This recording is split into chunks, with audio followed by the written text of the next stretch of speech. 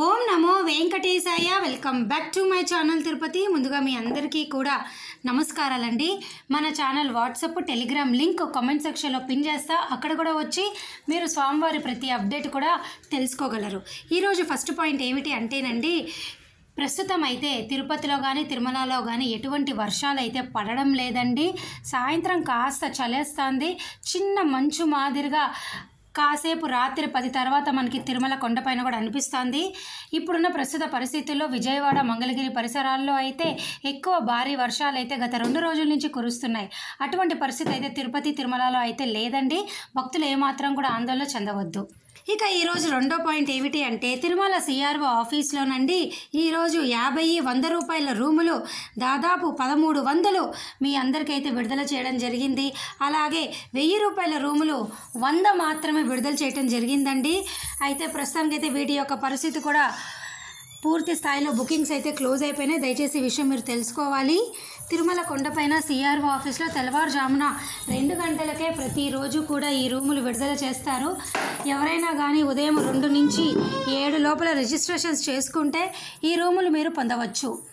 అలాగే మరొక ముఖ్యమైన విషయం ఏమిటి అంటే, ప్రస్తుతం అయితే శుక్ర, శని, ఆదివారాల్లో బ్రేక్ దర్శనాలు అనేవి రద్దు చేస్తారండి టీటీడీ యాజమాన్యం వారు. మరలా రేపు సోమవారం, మంగళవారం, బుధవారం నుంచి అన్ని రకాల బ్రేక్ దర్శనాలు, రికమెండేషన్ లెటర్లు కూడా మీకు పొందవచ్చు. అలాగే ప్రతిరోజు నేను మన channel WhatsApp, Telegram, YouTube community app ద్వారా ప్రతి అప్డేట్ కూడా ఇవ్వడం జరుగుతుంది. ఇక ఈరోజు ప్రస్తుతం అయితే 8 కంపార్ట్మెంట్లో భక్తులు అయితే వేచి ఉన్నారు. వైకుంఠం కాంప్లెక్స్లో ఫ్రీ దర్శనానికి ఎటువంటి దర్శన టికెట్ లేని భక్తులకి 5 గంటల నుంచి 6 గంటల లోపే దర్శనం అయిపోతుంది. తొందరగా ఈరోజు దర్శనం అవుతుంది. భక్తులు చాలామంది కూడా రావటం లేదు. అయితే నిన్నటి రోజు స్వామివారిని 81,207 మంది దర్శనం చేసుకున్నారు. 31,414 మంది తలనీలాలు ఇచ్చారు. 4.53 స్వామివారి హుండీ కానుకలండి. ఈ విషయాలన్నీ మీరు తెలుసుకోవాల్సిందిగా చిన్న రిక్వెస్ట్. ఇక ఈ రోజు నుంచి సెప్టెంబర్ 1వ తారీఖు నుంచి తిరుమల కొండపైన పుష్కరిణి స్టార్ట్ అయింది. మీ అందరికీ తెలుసు, స్వామివారి పుష్కరిణిలో భక్తులు ఎంతో పవిత్రంగా స్నానం ఆచరించి స్వామివారిని దర్శనం చేసుకుంటారు.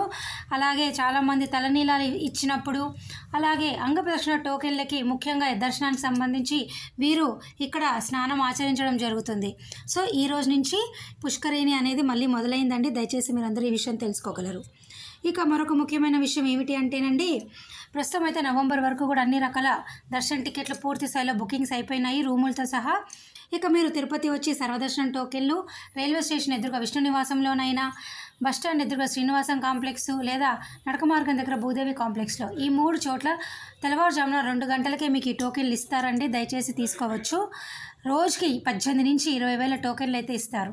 నడక మార్గంలో అయితే అలిపిరి నడక మార్గంలో టోకెన్లు ఏమీ లేవు. శ్రీవారి నడక మార్గం భక్తులకైతే రోజుకి 3,000 టోకెన్లు అయితే ఇస్తున్నారండి. నేను మరలా చెప్తున్నా, శ్రీవారి నడక మార్గం భక్తులకి రోజుకి 3,000 టోకెన్లు ఇస్తున్నారు. అర్థమైంది కదండి. ఇక డిసెంబర్ నెల సంబంధించి దర్శన టికెట్లు అనేవి ఈ నెల సెప్టెంబర్ 18వ తారీఖు నుంచి మీకు అన్నీ కూడా విడుదలవుతాయి. రెడీగా ఉండండి. అప్డేట్ రాగానే మీ అందరికీ నేను పోస్ట్ చేయడం జరుగుతుంది. మరి నేను సెలవు తీసుకోనా? ధన్యవాదాలు.